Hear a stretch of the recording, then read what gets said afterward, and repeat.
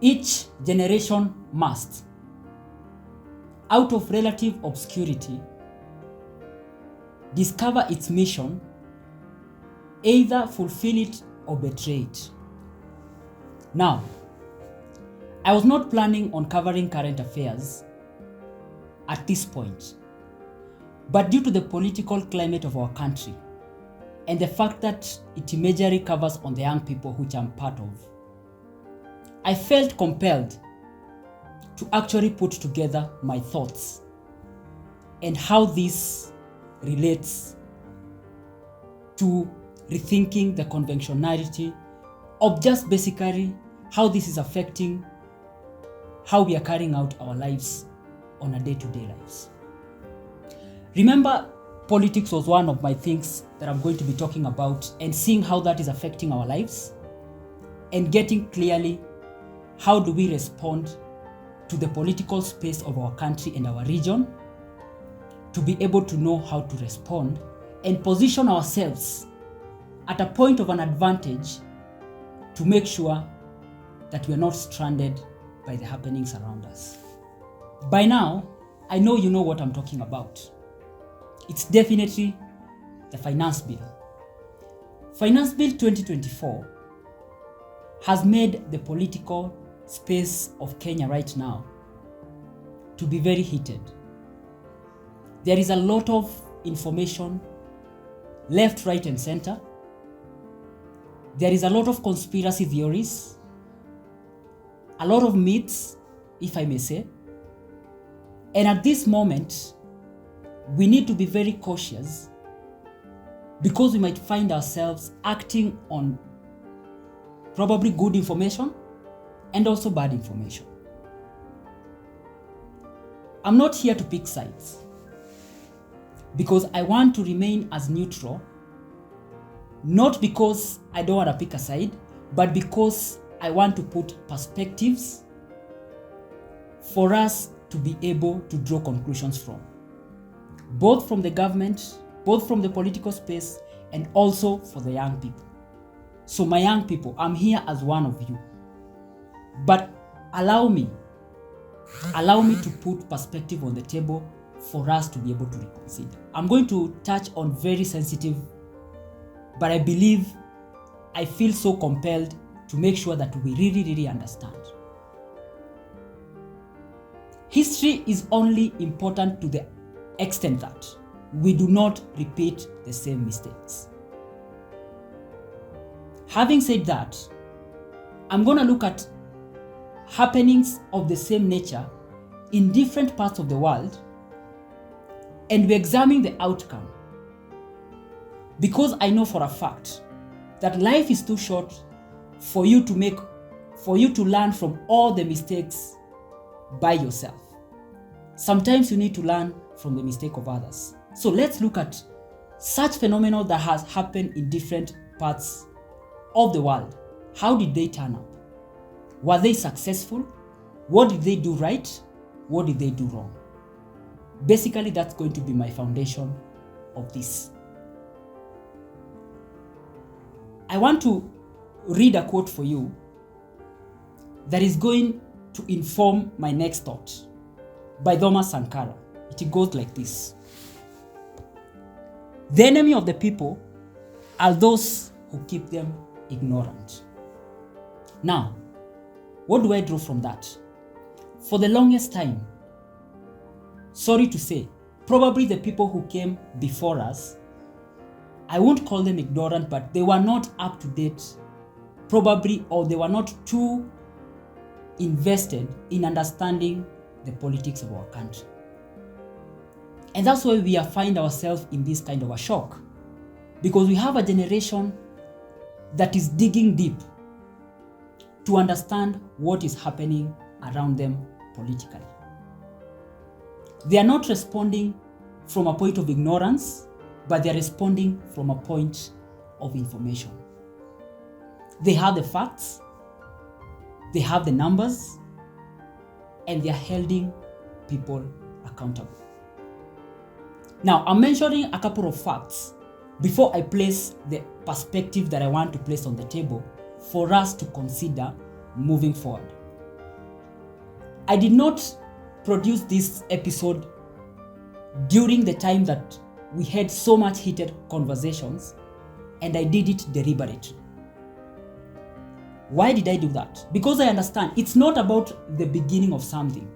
The most important thing is the sustainability for you to be able to realize the objective that you intended with what you began. So me putting out this at this point is very deliberate because I want us to think straight, not from a point of emotion, but from a point of what do we do from now? And that statement informs my next couple of minutes having this discussion with you. It is basically, what do we do from now?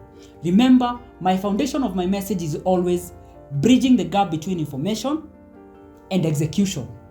A lot of information we have seen, everyone is advising the Gen Zs left, right, and center. Everyone has their own opinion. The international community have their own opinion, but we are the young people of Kenya.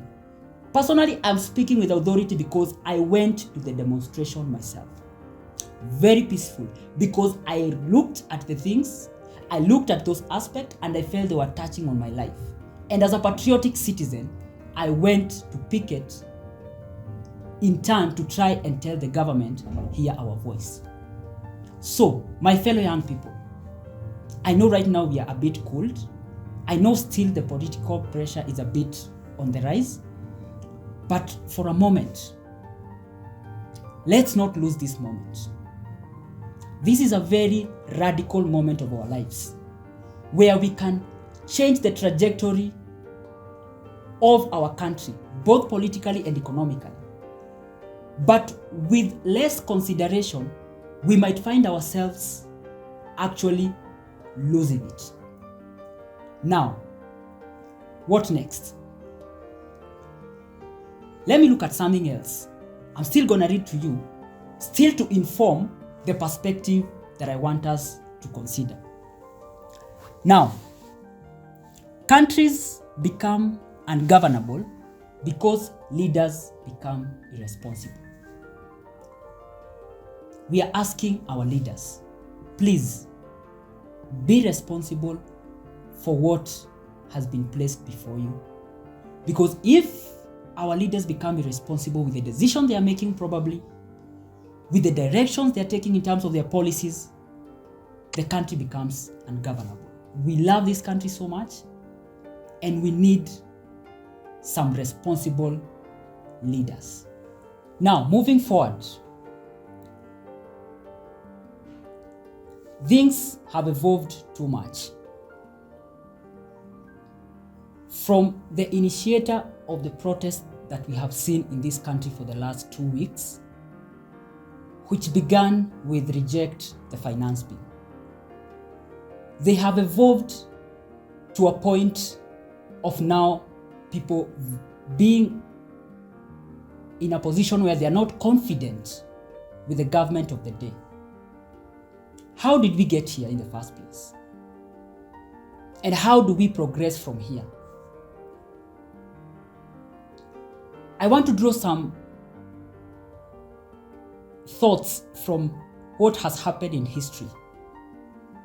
And what I'm going to use is a very familiar example. I won't go into details. I'm just going to look at 2, 3, 4 facts which are going to inform the progress that we are going to be making from this point. And I want to use the Arab Springs.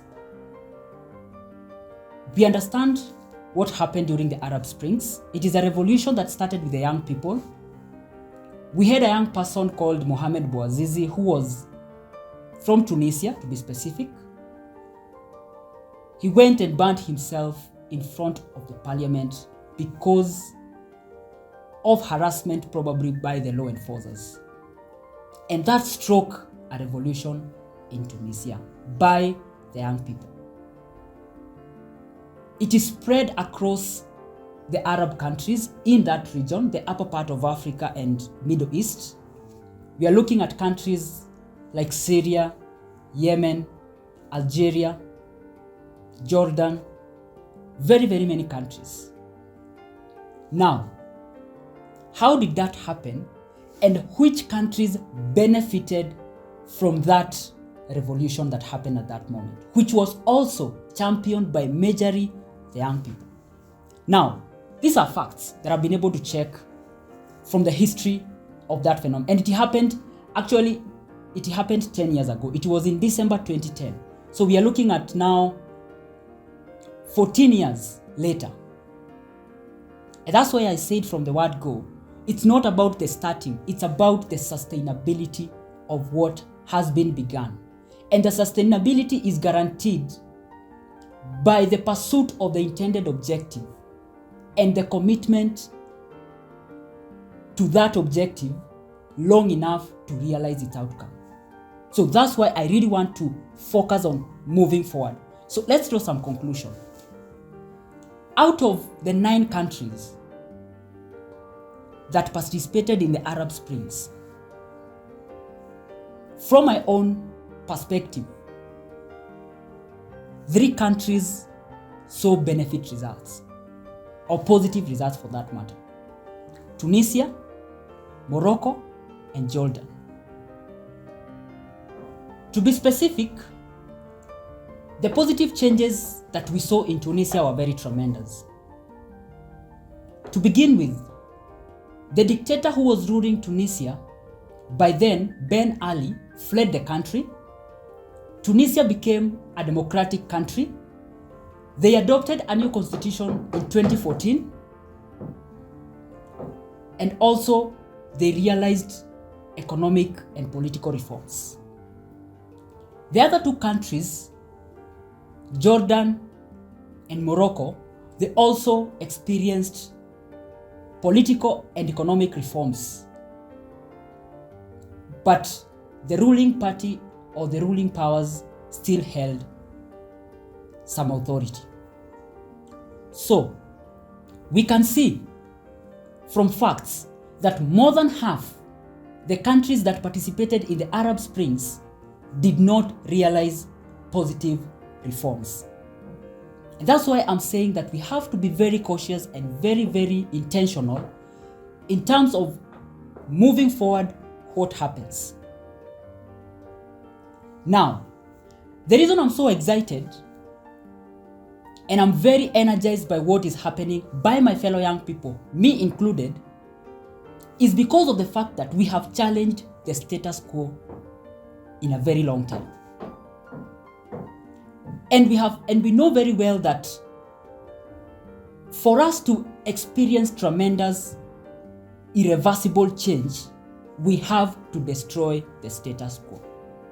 If we continue doing the things in a conventional way, to some extent, we usually hinder progress or development.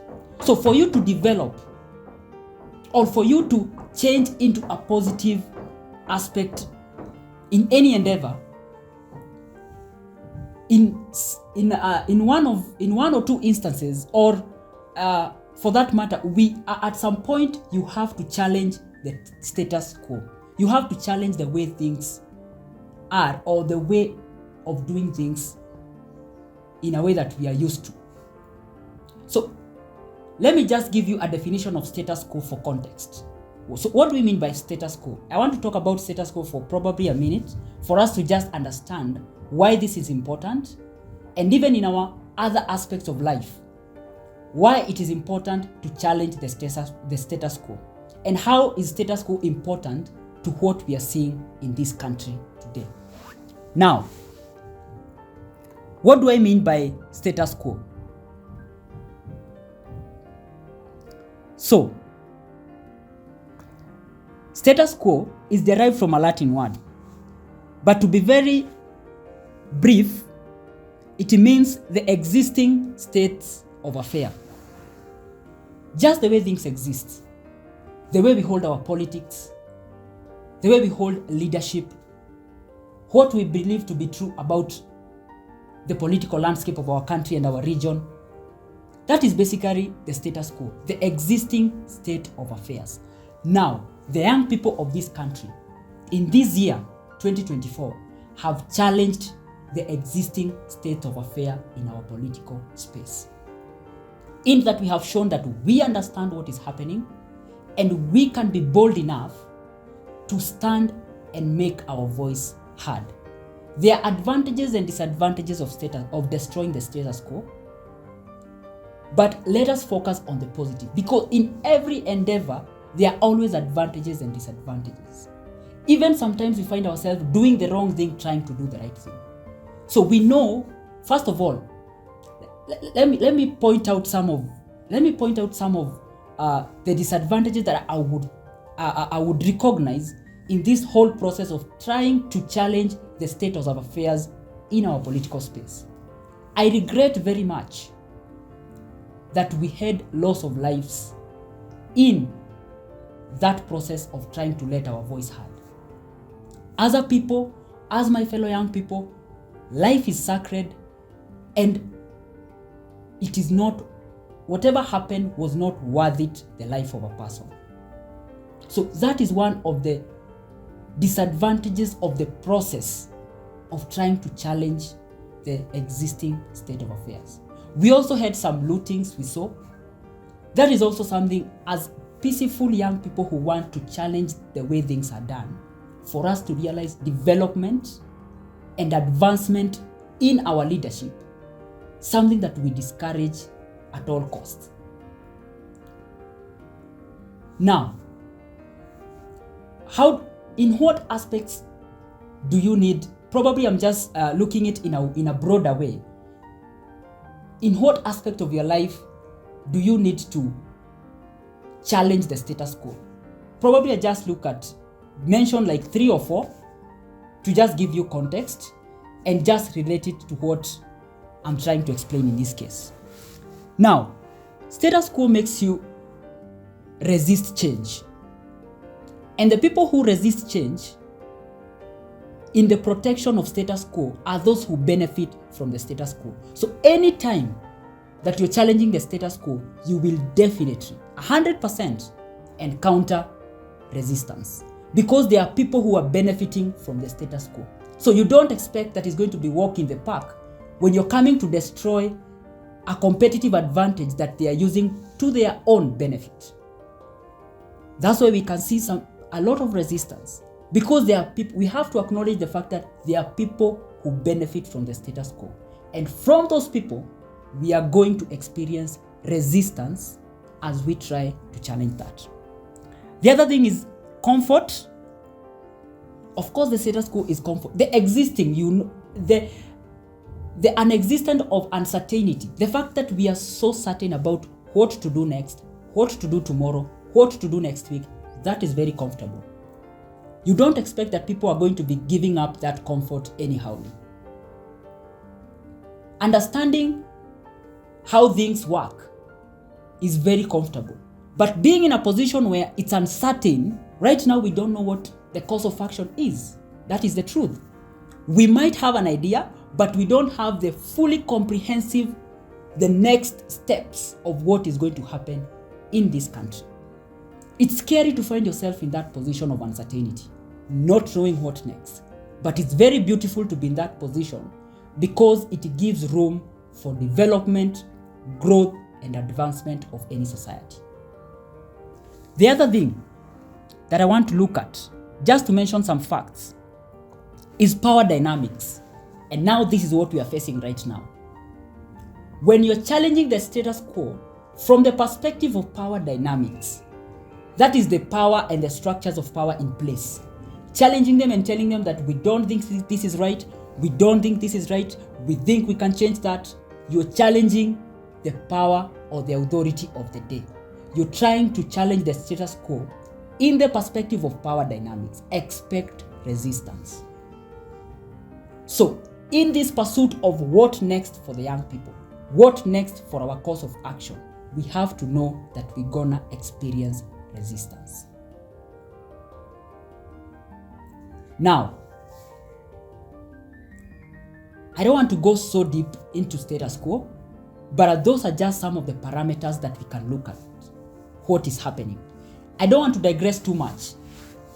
Coming back into the context of what I'm talking about, which is the political landscape and the role of leadership to the development and the advancement of this country, to be specific, our country, Kenya, bearing in mind that we are the strongest economy in East Africa, so all the other countries are looking at us, bearing in mind that we are a financial hub in East Africa.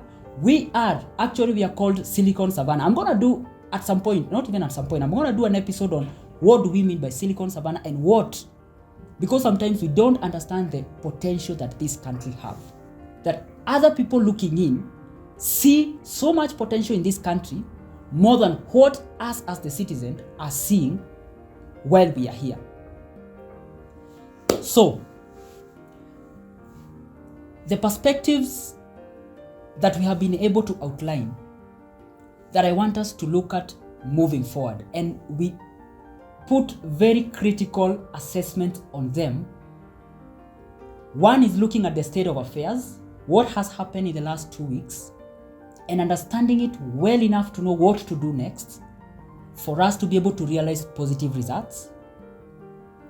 The other thing is for us to draw conclusions from what happened in the Arab Springs, to know that positive outcome is not guaranteed, that we have to be very intentional in the objectives that we want to realize so that we can be able to see them into reality.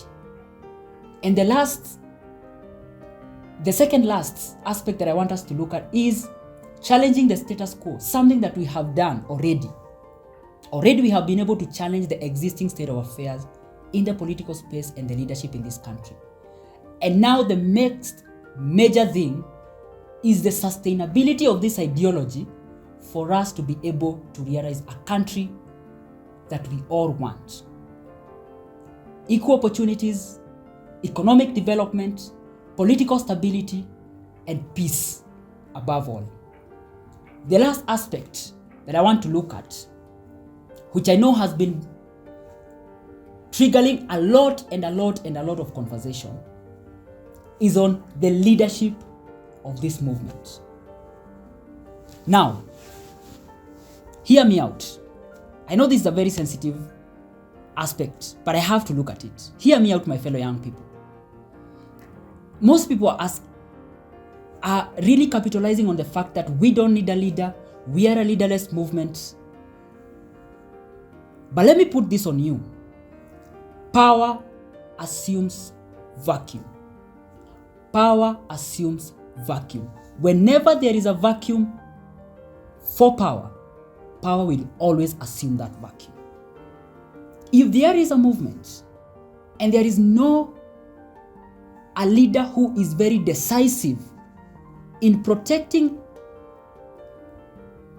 the cause or protecting the ideology of that specific movement, be rest assured there are going to be people of influence who are gonna occupy that vacuum for that specific power. Now, that's just what I think. So we need to approach the conversation around need for leadership very, very carefully. Very, very carefully. Now, some of also the fact that other countries in the Arab Spring did not obtain positive results were the lack of leadership for those movements. So, other people who had interest for themselves, who wanted to protect their interest, they rode upon that revolution, got themselves into power, and they just protected their own interests. Now, that's why I think very critically that we need to approach the conversation around the leadership very carefully. A perspective that I think we should consider is the fact that we need a person who is very compelled and has to heart, and it is engraved in him or her the ideology that we are trying to push, who can be able to champion with no doubt and oversee the advancement of this cause that has just begun, of the accountability of our leaders to their citizens. Now, that is why I think that to some extent, not even to some extent, that leadership is critical in any movement. And we cannot, when we find ourselves in a position where, I know people say when we have person to go and negotiate for us, those people are going to be corrupted or anything, but it is this moment that we have to give a benefit of doubt to a person who we can collectively think that they have what it takes to be able to advance this cause to the next level. Let me read you something that will allow you to even expound more on what I'm saying. Now, so let me read you something here. A society remains as amorphous groups without direction or purpose until leaders emerge to shape its vision, guide its action, and inspire its people to work towards a common goal. I bet we don't want to find ourselves as just amorphous groups. So that's the importance of leadership. There is nowhere that people achieved remarkable outcome without incredible leadership. Lastly, I want to read two statements. I'll not even explain them. I just want you to listen to them, and I hope they are going to trigger some important thoughts which are going to inform or which can form the foundation of the kind of ideology that we are going to pick for our next course of action as the resilient young people of this country. Now, democratic transition is not about overthrowing individual using a revolution or individual who triggers the revolution or who takes power later. Democracy is about institutions, systems which may appear mundane, but forms the bedrock of stability. Institutions such as a free press, which we already enjoy as a country, an independent judiciary, a corruption-free executive. Ideally, the most effective change will be experienced when we streamline our systems and institutions. Let us push to strengthen institutions and not individuals. The second thought, we need to go beyond protests and harness the power of technology, which we are already doing. Information and networks to build the institution and infrastructure that speaks to our ideals. Protest is a useful tool. Yes, I agree to that 100%. But there is a threshold of the impact by which protest can create. Organization is more powerful. Collaboration across borders is more sustainable. Building excellent systems that dislodge old irrelevant systems. Now that is true revolution. Thank you very much. Let's continue thinking about it. This is just the beginning of a very, very long journey. After 10 years, some Arab Spring countries have not yet still realized their intended objective. So please, let's know that this is just the beginning. Most people try to call this generation microwave babies. So this is not the time. Just understand that this is just the beginning. So when you don't see results immediately, of course we are pushing for the immediate realization of the results. But even if we don't see the results immediately, let us be relentless. The ability to bounce back in the midst of a setback. Let's remain resilient and relentless in the pursuit of this ideology, and I'm sure we are going to realize the advancement of this country, and finally, the development of our beloved country. Let's keep the peace, but always show up for this country. Thank you. See you at work.